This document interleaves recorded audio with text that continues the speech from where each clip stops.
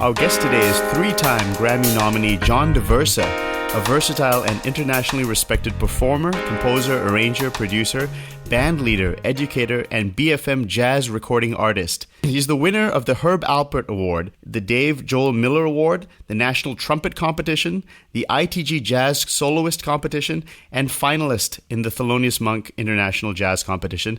He has performed on world stages such as The Today Show, Late Night with David Letterman, The Oprah Winfrey Show, Live Aid at Berlin, Hamburg Music Festival, Java Jazz Festival, so many great venues. He has also had the opportunity to perform or record with artists such as Fiona Apple, Michael Bublé, Dorico, Andre Crouch, Sheryl Crow, Herbie Hancock, the Bob Mintzer Big Band, and the Yellow Jackets. In 1996, he founded the John Daversa Progressive Big Band. Junk Wagon, the big band album, released in 2011, won Best in Show and Awards of Excellence in Creativity, Originality, and Production in the Global Music Awards. In 2016, Daversa released Kaleidoscope Eyes, music of the Beatles, a big band album with an orchestra of almost 60 featuring vocal artists Renee Olstead and Catisse Buckingham. The album was nominated for 3 Grammy Awards for Best Large Jazz Ensemble Album, Best Arrangement, Instrumental or A Cappella, and Best Arrangement, Instrumental, and Vocals. His latest album is Wobbly Dance Flower, released 2017, featuring Bob Mintzer. As an educator, Daversa earned his Bachelor of Arts degree in music from the University of California, a Master's of Fine Arts degree in Jazz Studies at California Institute of the Arts, Doctor of Musical Arts degree in Jazz Studies at the University of Southern California.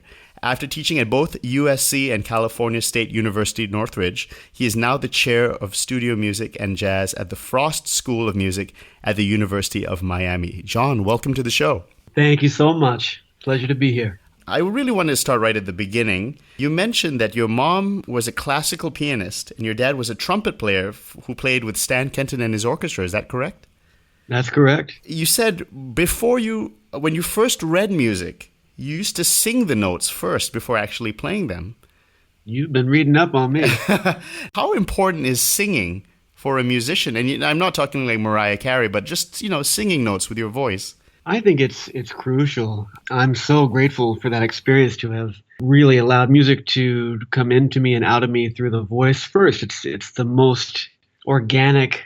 It's the closest instrument to our body, to state the obvious, and there's something to that. And it is unforgiving in the fact that you can play an instrument like a piano and press down a key and you can make it sound pretty good. But with the voice, you really have to know the sound that you want to create. There's so much more of a concept that has to be there at the genesis of sound creation. So it keeps you honest from the very beginning as a beginner. When I was learning to read notes on the page, you have to know what those sound like. You can't just fake it. So that really helped me further on when I started working with more instrumental formats. When you're singing, did you just sing notes or did you use solfège, like a movable do or a fixed do? When I was starting, I didn't use solfège. That I learned later as an adult musician, and that really solidified a lot of what I was already doing. But I wish that I had learned solfège. A movable do, I think, is most appropriate for what we're doing. Otherwise, you might as well just call them the names of the notes we call them in Western music here. Did you have perfect pitch as a child? No. I always had really good relative pitch. And I have that thing that a lot of musicians have, just a really strong relative pitch where you can, if I hear anything on the trumpet, certainly I know what note it is. And if I can sing it, I kind of know where it resonates. And I remember when I was in college, I had a Fender Rhodes right by my door where I would go out and in. And I played an A natural every time I walked in and every time I walked out. And so I always knew what a natural was just by positioning myself. That's kind of the thing. I don't have perfect pitch. Your dad was a trumpet player. Was he very interested in your musical upbringing? Was he free with you, or did he want you to do exercises and practice and do that kind of thing? Well, my dad, I think both my parents they're pretty open people. I think they just, their philosophy, they just want their kid to be happy and thriving and contribution to society. That's the thing. And whatever the platform is, doesn't matter. I think they also saw, an inherent gift, a talent with me that they certainly encouraged. And even more than that, I think they saw that I had a love for it. So that's why they, were certainly encouraging. But they were not the kind of parents that try and run me around to different talent shows. And, it was more just following watching my own energy and passion, and them being professional musicians. If anything, I think they just really wanted me to be realistic about how I went about, forging, making a living for myself. Did you have like a teacher? The trumpet requires you to be a little bit older, right? To have the breath control to actually start blowing. So were you playing other instruments as a kid? I was, although I think you can start trumpet pretty early too. I mean, my dad was a bit of a child prodigy. He started playing trumpet when he was 4.5. Oh, wow. and as legend goes, I think he practiced every morning, 6 o'clock in the morning for an hour since he was 4.5 years old. He just loved it. I wanted to ask what other instruments you played as a child, and then after that, did you take lessons from like anybody as you were growing up? Well, I sang, of course. I put on records and just sang and sang and sang and sang. I was, listening to the Beach Boys and Stevie Wonder and Willie Nelson, and these things just filled me up like filling up a balloon. It made me feel alive. I would sit in my room and I had some drumsticks. I remember it so vividly, just playing to Earth, Wind and Fire, playing on pillows and pots and pans, just playing drums, and I played piano too, but nothing all that structured until later. And then I started playing trumpet, I think in middle school, 6th grade, sounds right. And I just played in the concert band, and Dad was always there to ask questions too, but we never had formal lessons. I think he was hip enough to know that family dynamic. If he would have pushed me, I probably would have repelled. The times when I was also insecure, as a beginning instrumentalist, and your dad is this professional trumpet player. So I never wanted to play around him. That was my own thing, and he was cool about it, but I never wanted to hear him sound. I never wanted him to hear me sound so bad. And he was still going to LA in the summers when we lived in Oklahoma in the Midwest there. And so for those summers, I would practice all day long. For 3 months, I practiced probably 8-10 hours a day. And then, he would come back and say, "Oh, okay." and then I felt better about playing around him. So I had to get over that hump. I didn't really have a formal teacher. Honestly, I never really have. I just figured stuff out on my own, and I had really great resources to go to when I had questions. Did you buy sheet music? Did you try and transcribe things off the record? What was your approach to building like a sort of a vocabulary? I had listened to, growing up, I listened to a lot of pop. I didn't listen to jazz. And I loved pop and country, and I loved listening to the production value of everything, all those clean sounds and the funny lyrics and all of that. And then later when I got into jazz, I would just listen, I would absorb, and I would try to listen to just about any soloist that was not a trumpet player, because I wanted to simulate vocabulary that was not idiomatic to my instrument. Who are players, non-trumpet players, who really resonate with you throughout your life? Just non-famous ones. Give me 3. Oh, a lot of guitar players, John Abercrombie, Schofield, Pat Metheny, Mike Stern, and saxophone players. That in the 80s, it was Michael Brecker, and Bob Menser, and Bob Berg, and that whole 80s fusion movement, Bass Desires. I loved listening to drummers like Peter Erskine, and I was very much into that whole scene, and the Yellow Jackets, of course. So I never, at that age, I didn't transcribe a lot of, on paper. I did a few, but I would try and just learn the solos by ear, and really try and simulate the sound and the time and the phrasing and the accents to really just match that personality, and just let it go inside instead of spending too much time just writing it down. Because I figured that was more of an intellectual exercise. I wanted it to go into my body. You mentioned there was one album, Stan Kenton, his orchestra, the jazz compositions of D. Barton. You mentioned this album is pretty influential on you. Could you talk a little bit about it, and in what way? Was it the writing of, were you really listening to the arrangements and everything? Yeah, the writing, for sure. The only reason I knew of that record is because my dad had played on it. He and Ray Reid were the main soloists on that record, which I love the concept of that record because there were 2 soloists through the whole thing. It was really featuring a particular sound. And that was 1968, 1969. And the writing was just it was very free jazz influenced. And so, and Stan Kenton played, I think, on one tune. There's one tune that's kind of 3-6-2-5 oriented, the Singing Oyster. The arrangements are very free, and the solos are just bass and drums and very, kind of an Ornette Coleman Shape of Jazz to Come influence. And it was just so free. It's just so free. It was liberation. And yet all of the writing is also, the melodies are very singable. They're very relatable. There's nothing that's there to make you stutter step, but it's still got this sophistication on the bottom.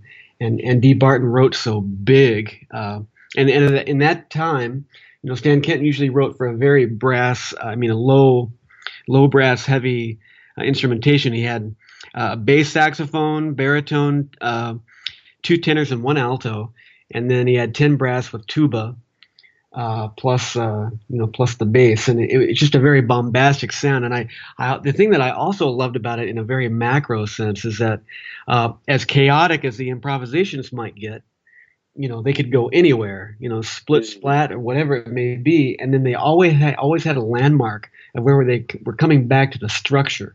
So the polarity was evenly balanced. As chaotic as they got, they balanced that with very defined structural landmarks. So I always try and write that way, so it's really in balance. Well, how old were you when you were listening to these records? Were you already in your jazz band in middle school and onwards?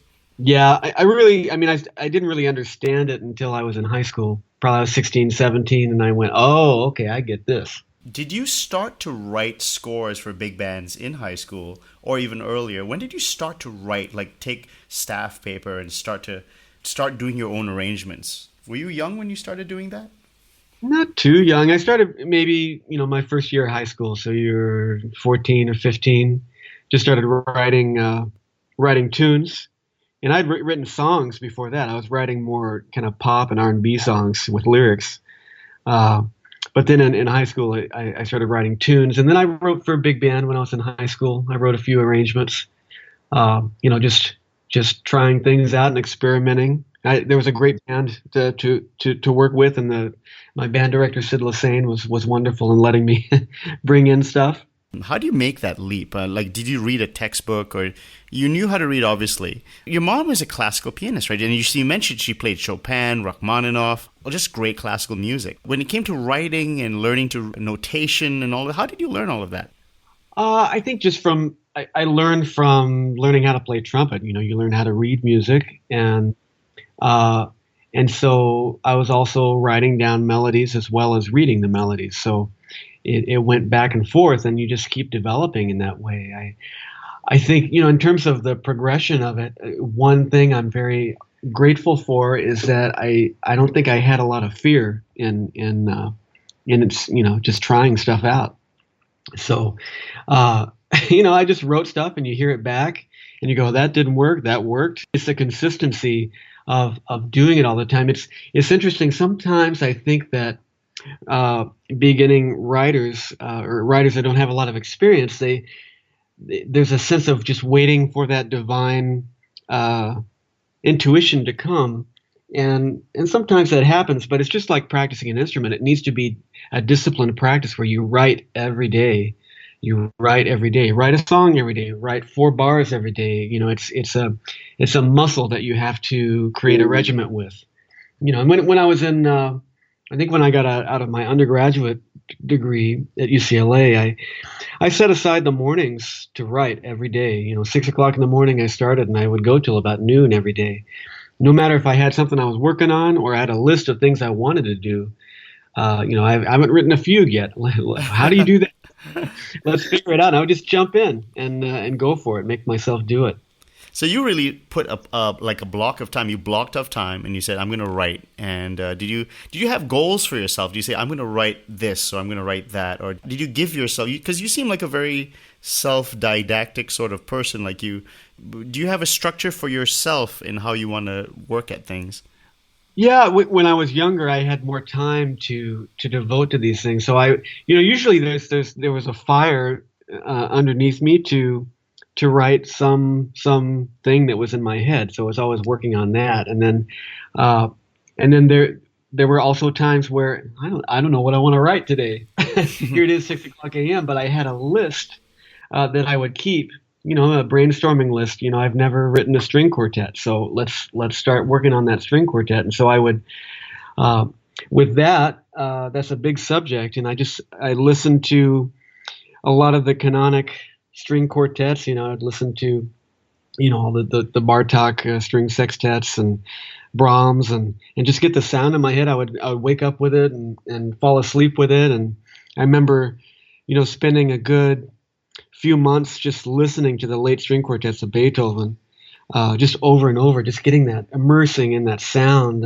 And then I would look at the scores and try and see how it was that he was creating those emotions and those expressions and those sounds, and then just start trying stuff out. How did you learn harmony?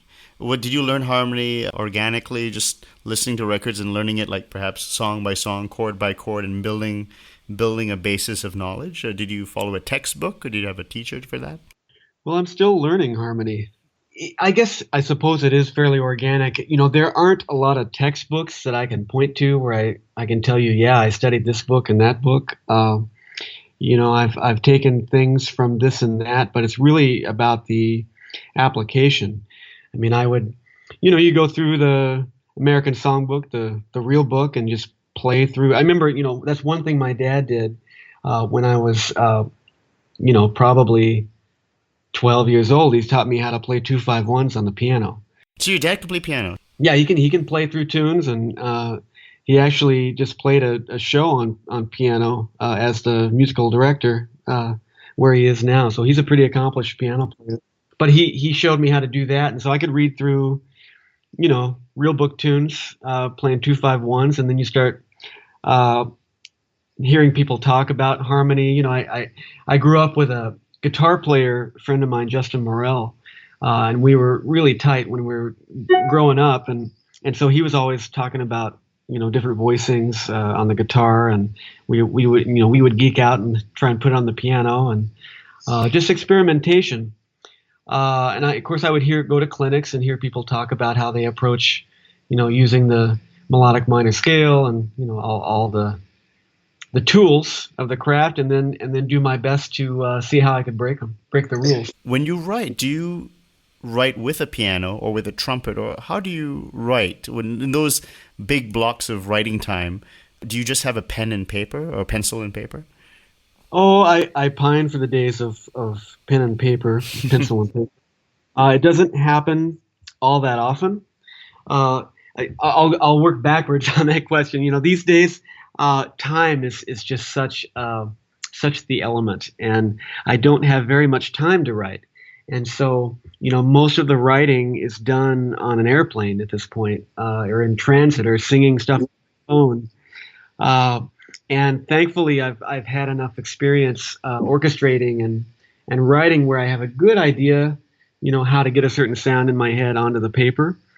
So I don't have to really do the trial and error so much. It's more about the big concept and the macro design. Right now, it's a lot of it is not with a piano, not with a trumpet. It's just trying to imagine and then doing my best to get it on the paper the way I'm imagining it. Before that, wait a second. So wait, you're building it in your head. Is that what you're saying? Yeah, it's this continual evolution process in my head. It's the 5 minutes before I go to sleep, where I'm, oh yeah, maybe that phrase, needs to be a little bit more over the bar line. I can hear it differently like that, and then you sing it in your phone so you remember, how you were hearing it. You use like a voice memo on your phone and just like record lines and that kind of thing. Yeah, I mean, I have written entire pieces that have just been freely improvised, sung. I've just sung it in my phone, and then I just transcribe it in a way, and then and then massage it and edit it along the way. and then orchestrate it. And there's something so organic and pure about that, because that's just the way that it unfolded so naturally, without trying to adhere to any preconceived form. And then there are other things where you really need that formal structure, because you have the one cool element, and then what do I do with this? Well, okay, let's put it on top of a rondo form. Got it. Okay, then it becomes this whole other variation. So you're always playing with kind of what I was talking about before with the D. Barton suite. It's chaos and structure, keeping that balance together. Do you use technology in the sense, like, would you use like a Dorico or a Sibelius to put notation in? Yeah, I'm putting stuff right into Finale, just because of the time element. I'd much prefer using pencil and paper, but it's just not a realistic thing for me right now. Because then I would have to transfer it onto Finale after. So I don't have that luxury. Let me ask you this question: who are your favorite composers? Stravinsky, Prokofiev. And okay, let's start with Stravinsky. What do you name a couple of pieces and just tell me why you like Stravinsky? Oh, the ballets. I love the early ballets. I mean, Petrushka is one of my favorites. And Rite of Spring, of course. It's just so. I mean, you listen to Rite of Spring and you go, "What the hell is going on?" And it just all makes sense at the same time. I love that feeling of knowing that this is just. And it's melodic too. There are melodies, there's singable melodies, and then this undertow of this is way above what I can even comprehend. All these time signatures happening at the same time, and plus two different keys happening at the same time. Yet it all goes together in this just almost like sacred geometry. So and plus there's a meaning behind it too. With the ballets, there's a story behind what all these characters are playing, and with the instruments, and I don't know, it's just so complex and so simple at the same time. And did you study those scores and take a deep look at them? Absolutely. Yeah. I mean, I still, it makes me want to go back to it, and just talking about it now makes me want to go to the library right now and open it up. Does music give you goosebumps? Like when you listen to a great recording, does that give you just a physical great reaction? Or if you're listening to your band rehearsing or playing your music, do you get that physical sensation? I think that's what we're all striving for. When I write, when I play, that's what you hope you might get to that point again. I have an exercise that I do with my graduate composition class here at Frost. One of the first things that we do so we can remember why we do this. Because one day I was sitting on a plane actually, and I just started writing down every piece of music that I can remember that gave me goosebumps, and I call it the goosebump music. And I just started making this list, stream of consciousness, and I got to about page 8. Single space, because one thing just leads to the next remembrance, and the computer ran out of battery, and that's the only reason why I stopped. And that started to fill me up with that feeling of, just a love of being a musician and being around sound and music and what it can do. You mentioned Prokofiev. So what pieces do you like from Prokofiev? Oh, all the Prokofiev, the symphonies. It's what's the one that he wrote when he was in exile in Russia, and was it 7? I think, I don't remember now, but there's so much undertow there. There's so much comment with restriction. He's you can feel the emotion behind it. It's just like Beethoven. It's the emotion is just so clear and so thick, and that's what you feel. With this complex vocabulary, that's what I think I respond to. Is music that has such great purpose with a vocabulary that is well studied. And one more classical composer that you really enjoy? Beethoven. Now, straight down all 3 periods, or is there a particular period that you like? Oh, I mentioned his late string quartets. There's something there. What was his line? And this was music that was written for the generation, Yep. past him. uh, how he said it. What piece or so you like the late string quartets a lot? Do you have a particular one in mind, and which and like a movement or something? The Great Fugue. I mean, talk about patience. uh, I mean, just patience to make one simple motive last for so long with such angst all the way through. It's pretty amazing.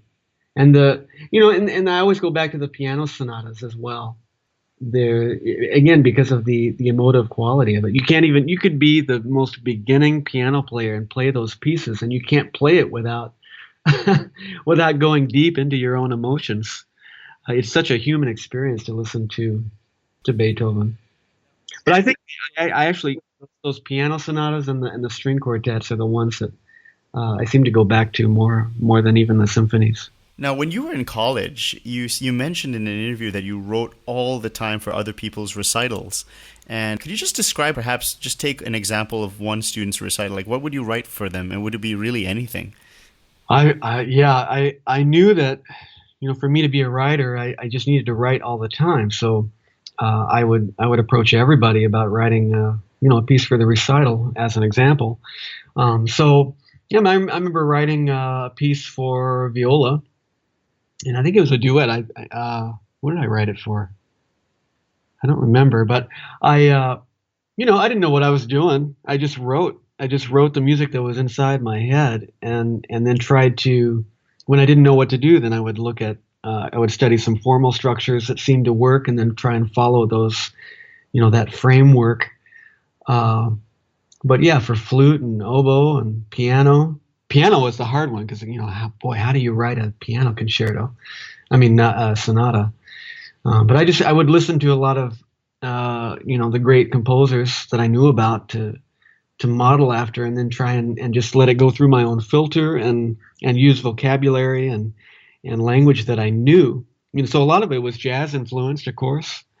And I think that's part of, the performers. I think they enjoyed that too, that it was, coming from, I didn't apologize for being, jazz influenced.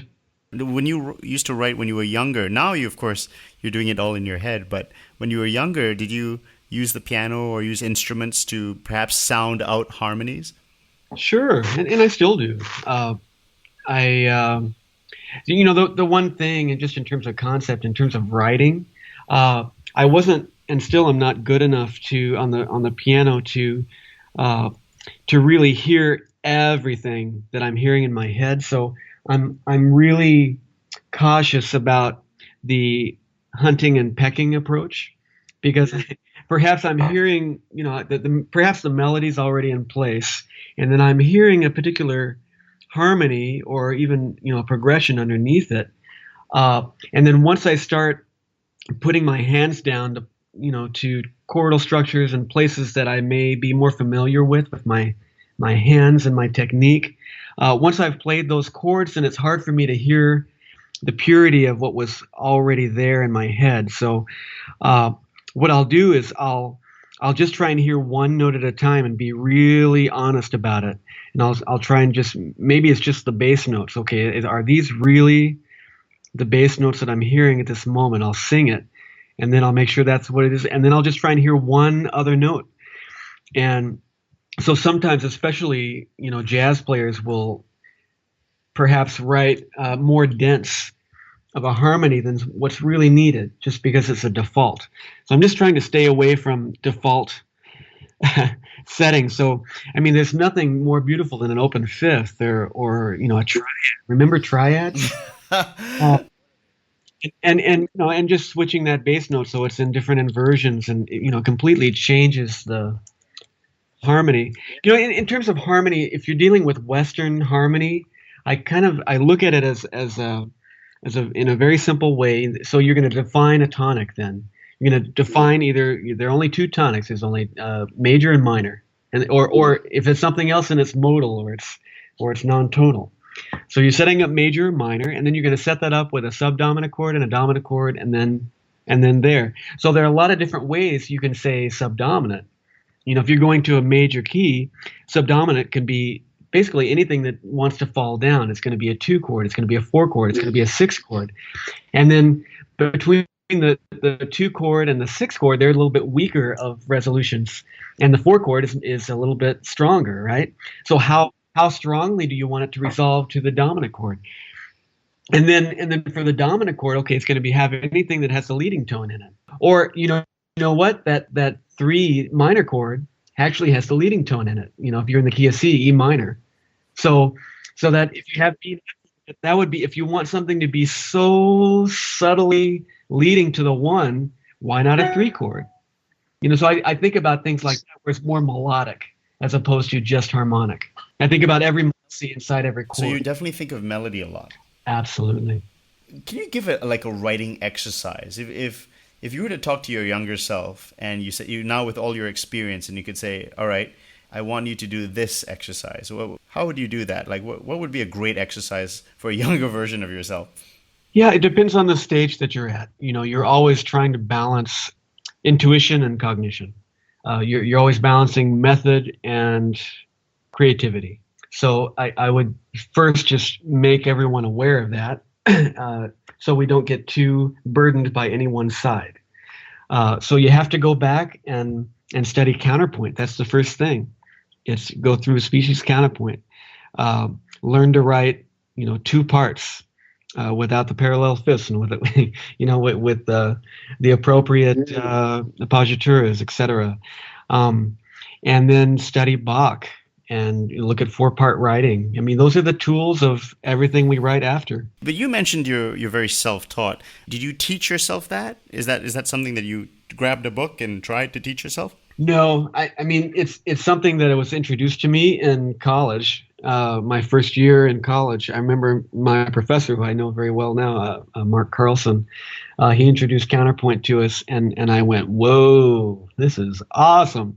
And then I saw all the parallels in jazz harmony, and I went, okay, you call it this, and we call it this, got it. But every note meant a little bit more, with a more specific language in counterpoint. So then I took that and ran with it and created perhaps my own system with it, where it was more applicable to what I was doing. Describe your system. It's something where, I'm so far away from writing any kind of method or book about what I do, because so much of it is intuitive as well. But I think what I was talking about before in terms of harmony, it's a very melodic approach. I think about all tendency tones as resolving somewhere in a chord, and it's not necessarily about any particular home, resting place. It's just about something that's active and charged. Like it's got 1 electron to give, and then it either explodes or it resolves. And the explosion is the resolution too. But then I'm reverent to the past and the way that the overtone series works, and there's just a certain sacred, it's physics. The way that the overtone series works by itself. How conscious are you of the overtones, and how does that play into your writing?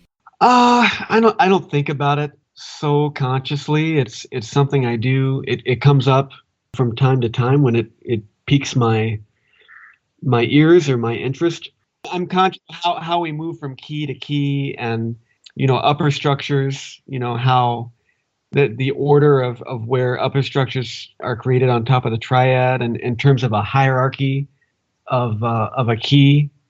Where that open fifth or the octave on the bottom is the foundation for everything that fits on top of it. So, in terms of orchestration, when you're going to double things, or when certain ingredients are missing, it might feel top heavy because you don't have a grounding in terms of the overtone series. Your open fifth on the bottom, your triad on the bottom isn't strong enough. I'll think about this. I wanted to go back to your playing, because you were a finalist at the Thelonious Monk competition. You won the Herb Alpert Award, the National Trumpet Competition. Through all this time, you were also playing some serious trumpet. So, who are your favorite trumpet players? Miles Davis has been a guiding beacon for me. I love his sound and his time and his approach, but I think topping the list of my admiration for him is just the way that he would lead bands, and his minimalist, no BS approach to music. I mean, he looked for the skeleton of what the meaning of the music was, and got to the point and stripped everything down to its to have its full meaning. Which albums for you really you loved his playing on? Well, everything. So I'll tell you, I remember telling this story to someone recently. I remember my dad put on Sketches of Spain when we lived in Oklahoma. So I was probably 10, 11, 12 years old. And he put on Sketches of Spain, and Dad pointed out to me how, Miles was playing in the low register with such reserve and control, and how expressive it was. And I just remember listening to the rest of the record, and just, that's definitely one of those goosebumps moments on the way that he was interacting with the orchestra. Was certainly an impactful thing for me, because here it was, this classical influenced music with a jazz improvisational approach on top of it. I mean, that was amazing. They both coexisted. So that and then all the Gil Evans. What did you think of Gil Evans's arrangements? Did you take a look at them? Yeah, we did here at Frost. We did Porgy and Bess, and so I got to see the full scores, and what an amazing treat that was. After hearing the record, so many times for so many years, and then you see the scores, it's like, oh, that's how I got that sound, and the alto flutes and the two bass clarinets. And yeah, could you name a couple of things from Porgy and Bess, that score? What stood out to you from that score? Everything. I mean, it's the way that he had the tuba in there, the French horns, the instrumentation, of course, but then it's also evenly balanced and also in control. There's nothing that's pushing the envelope in a sense of pushing the instruments over the top, but it's also purposeful. Every note's there. You can't take a note out. Every note has to be there. Very minimal, just like Miles in that way, and it's so informed by classical Western music. Could you talk about two other trumpet players that you really dug? Don Cherry. He would definitely be one. I remember I put on The Shape of Jazz to Come, Ornette Coleman, and I just laughed for about an hour in joy, because that's the way that I heard music too. It was expression, it was sounds, it was not restricted to any kind of a grid, even though there was a grid there and there was form there. It was clearly, well thought out in terms of the landmarks, the trajectory of the music. But the way that Don Cherry played over that, it was just so and fearless, so fearless to be able to, but the time was so good too. So Don Cherry is definitely Miles, and maybe Chet Baker. There's something about the lyric way of him playing, and the way that he sings, the way that he plays, the way that he sings. I really respect that, and not trying to prove anything. Maybe he was, maybe he wasn't, but it sounds like it was just all about the music to me. I never got to meet any of those individuals I just mentioned, but your dad was a professional musician. Did he introduce you to any people, any big names when you were young? Yeah, I mean, I got to hang out with Shelly Manne and Chuck DeMonico and a lot of the LA session folks, John Guerin, Bill Perkins. They were they were all uncles to me. Amazing people. Did you ask them questions? Were you the kind of person who would just ask lots of questions about music? Yeah, I mean, I didn't when I was really young. I would just kind of be a fly on the wall, really. But I'd hear them talk about music business stuff more than anything, or complain about the business.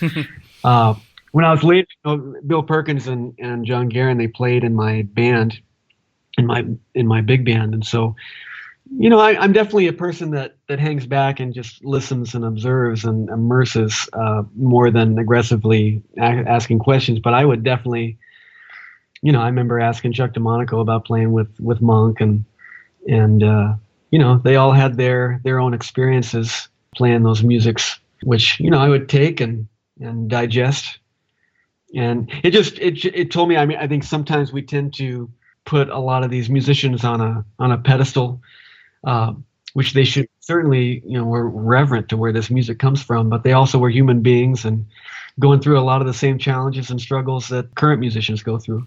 I want to talk about Kaleidoscope and Wobbly Dance Flower. Let's do this. I'm going to mention a track from the albums, and then could you just give me like whatever comes to mind at this moment? So let's start with Good Day Sunshine. What comes to mind for you from that recording on your album Kaleidoscope? Renee Olstead sang on that. Yeah, Renee is awesome. I knew she'd deliver the way that she did. She's so soulful and such a natural musician. And of course, that tune and the other track that she sang on, Do You Want to Know a Secret, has a lot of time signature changes and key changes and, a lot of weaves and bobs in the music. And she just navigated everything so naturally and again, so soulfully. And Tom Peterson on tenor saxophone too. He just gives it all of his heart. Every note he plays, he just gives it all of his heart. A true veteran. Now, how about And I Love Her, the second track? Yeah, I always loved that melody, as I'm sure the rest of the world does. And I really wanted to find a new way to harmonize it that took it even a little bit deeper. So I was playing around with those minor major 7 chords and descending bass lines and more of an orchestral instrumentation with the strings and woodwinds. And then I just tried to play it, like I was telling her that I loved her all the way through, so that it was just emotionally charged all the way through. How about It's Lucy in the Sky with Diamonds? Yeah. John Lennon, man. Oh, yeah. Who's your favorite Beatle? Oh, they're all just different personalities. And that's the special thing. I mean, I'm not trying to give a political answer, but I really think it was some sort of, it's the chemistry between the 4 of them that created what it was. That certain that certain chemistry, especially between John Lennon and Paul McCartney. Goodness, but John Lennon's just not scared to just go to some random chord and some random word, and who cares? And the irreverence is just awesome. So yeah, I mean, I wanted to. There, I got the piccolo trumpet involved because I had to have a piccolo trumpet in this suite, and it certainly has more classical influences at the top and those English. Double tongue trumpets in the back, and then it ends with the wailing guitar battle at the end. And I figured, why not slow it down here and do the key changes and just take us on a journey, which Lucy in the Sky should take us on. How about Here Comes the Sun? Well, Here Comes the Sun. Again, I just love the melody. That George Harrison melody is divine. And, it opens up. I don't know if you can hear it. There's actually a sun gong in the back, which resonates at a B natural, a very low B. So that's why cool. It's in the key of B instead of A. And then the wind chimes are at the top, like the sun creates the wind, and that's blowing the wind chimes. And the flutes almost become the chimes themselves as wind is blowing through them as well. And then just singing that melody, I tried to play it as if I was just singing every word. And then, going into those Indian 5s and 7s of the bridge, as George Harrison took us, and I just tried to go to the next level of it, making it, just a little bit even more complex as we are in a different era now. And then bringing it back. And I wanted to play the EVI on it because I think it's a little bit more outer space, just to take us all the way to the sun and perhaps back, and just a feeling of joy. I wanted to express a feeling. Now, you had another featured vocalist on. I Saw Her Standing There. You had Katis Buckingham. Yeah, Katis. Katis and I grew up together in Southern California. And he's such a talented spoken word artist and saxophone player. He's playing saxophone and doing the rap on there. And I asked him to write something that had his lyrics are usually of some spiritual background and some global ideas that all human beings should hear about, and it's all very positive. So I wanted him to write some lyrics that kind of went along with everything. So, and his time is so good. His time is impeccable. I mean, he's a musician's musician. So I knew I had to have him do something on there. Talk about Michelle now. That's a very beautiful tune. What was your approach to arranging that? I chose to choose a lot of songs where you just know you're going to know the melody so well. And that's not a difficult task with the Beatles catalog. But, Michelle's just one of those melody-driven songs. So it was a balance thing where I knew if the melody was so strong, then I had the license to really take one other element like rhythm and really stretch it and play with it. So speaking of Ornette Coleman, the rhythm is all free. It's almost like Lonely Woman. And then I was thinking, well, what if Michelle was a lonely woman? and we put those things together. That's why they're the little solo alto parts in the middle it's kind of like Ornette Coleman chanting on his alto saxophone in the back in the middle of those melodies. And then there's a yearning and a screaming in the middle, right, where it becomes that free jazz moment.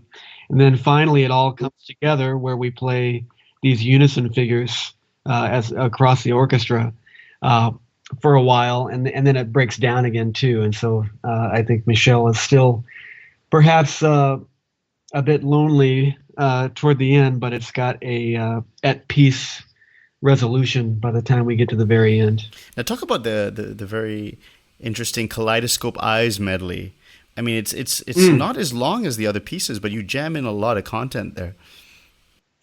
I did. I had a list of all these tunes that I wanted to cover, and I just ran out of space to put them all. So I said, well, I'm going to do a little medley here because they're little pieces that I so clearly hear that I want to melt down and arrange. So I just found a way to, I had to do it with a little help from my friends because this project was so special in that way that, so many people came together because it was just about the music. It was just about the music.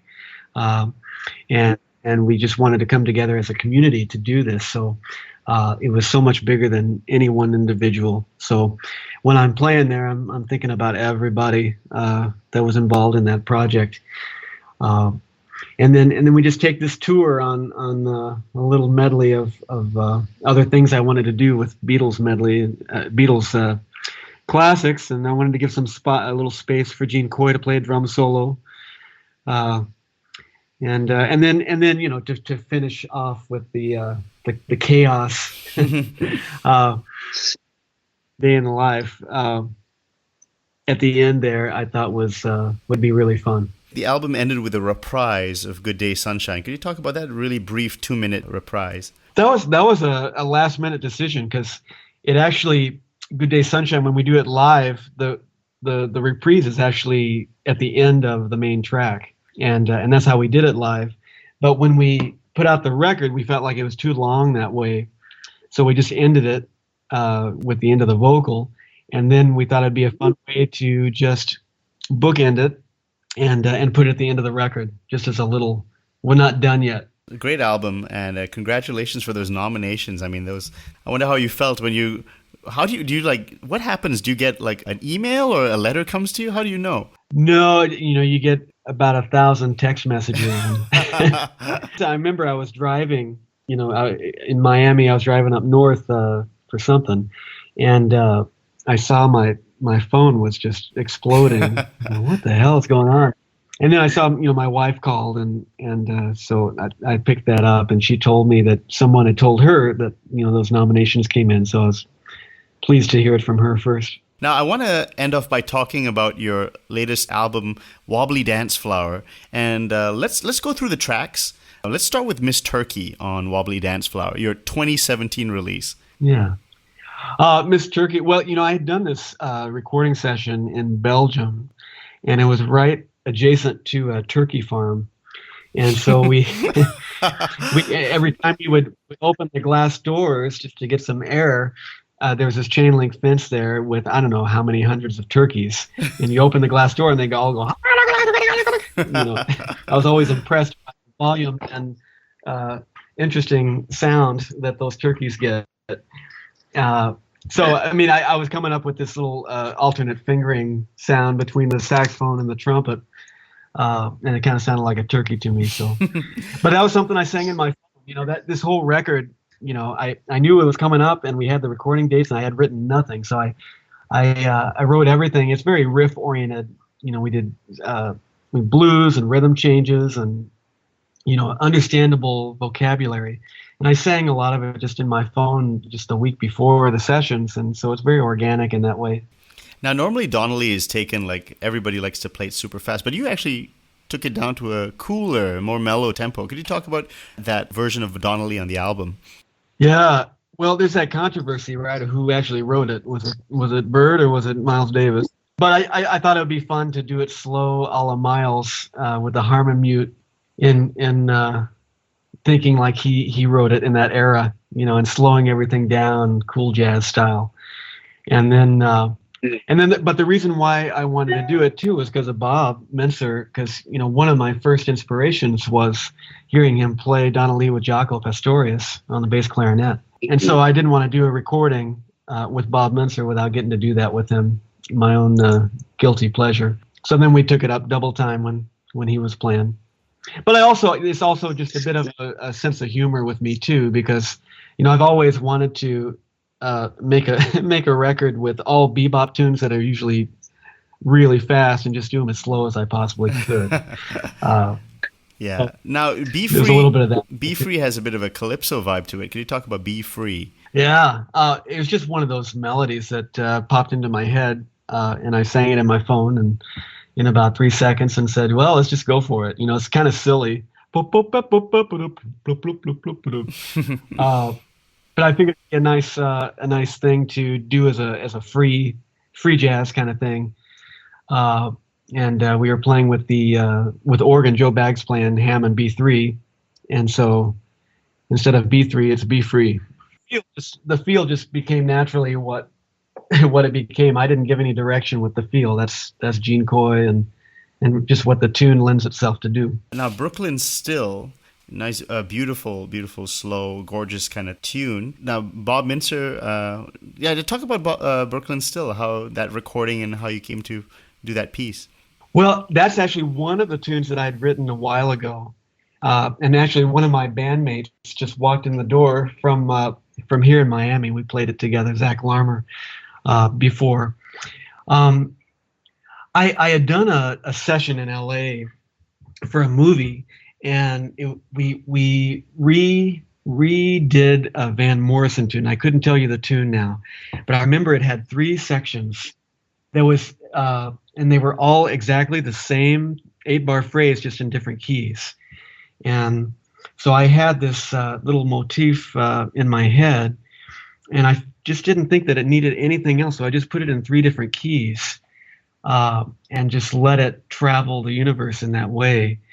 And then I really loved, there's this play between the even eighth notes and the triplet on that everybody's playing with.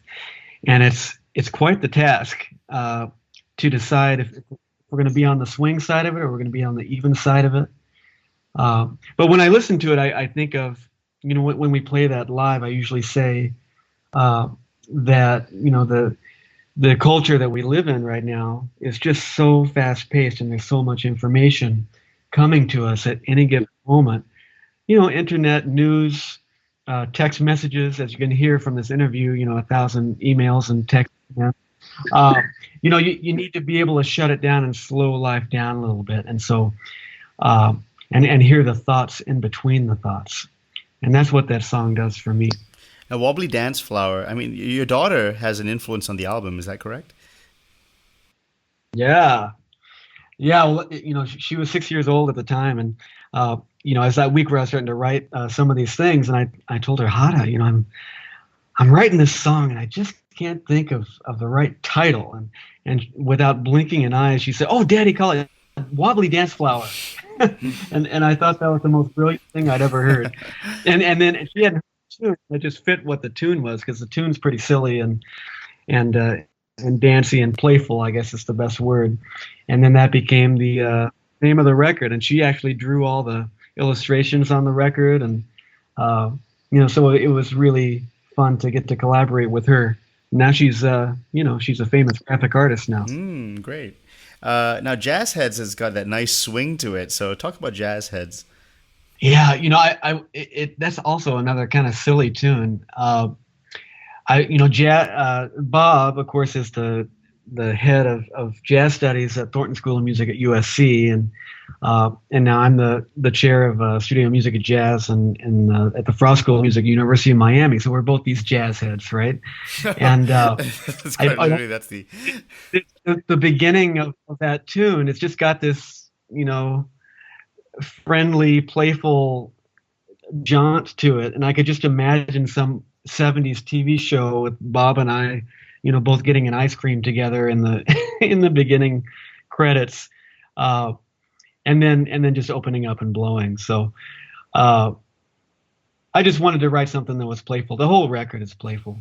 Now, Meet Me at the Airport, that's a blues, right? Yeah, I had to have one blues on there. Yeah, both Bob and I and the modern life for musicians is you're going to be in the airport a lot. So, as I said, I wrote a lot of these things on the plane or in airports, and but there's a certain taking off feeling with the organ at the beginning. You can almost see a airplane taking off. Yeah, and then I could imagine, like in the 1960s, just showing up into that convertible Cadillac to the Miami airport. Getting the bags and taking off to Bora Bora. Yeah, talk about You Got a Puppy Now. Everything is starting to really go to a breakneck speed. Yeah, that one's deceptively hard because it's fast and it's got these 5-bar phrases which are really awkward to blow over. You can't play anything that you preconceive, that's for sure. You have to stay inside what those 5-bar phrases are.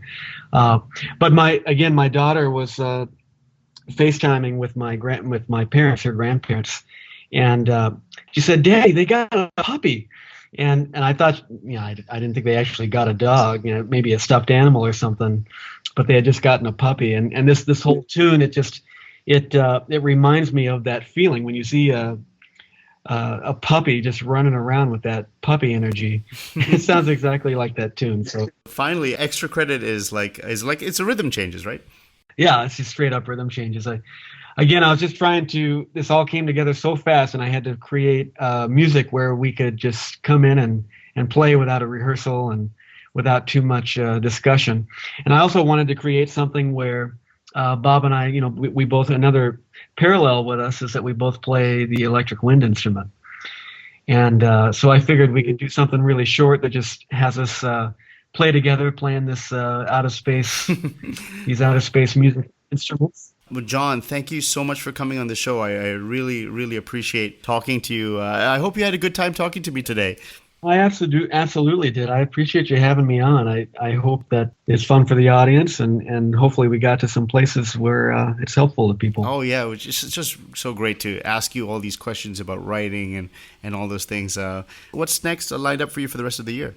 Well, a bunch of stuff. We're playing a 3-night residency in LA Memorial Weekend at our home base at the Baked Potato. Looking forward to that. We're finishing our next large jazz ensemble project, which is just a beast. It's going to be amazing. It's coming out in September. So we're mixing and mastering that as we speak.